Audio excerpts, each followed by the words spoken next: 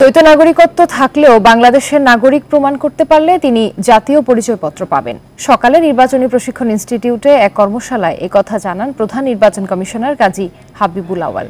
এ সময় তিনি বলেন, মন্ত্রণালয় থেকে দ্বৈত নাগরিকত্বের সনদ আনা অর্থহীন।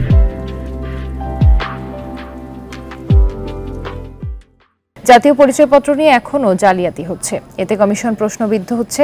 এমন ঘটনা যাতে না ঘটে সেদিকে নজর রাখার নির্দেশনা দেন সিইসি।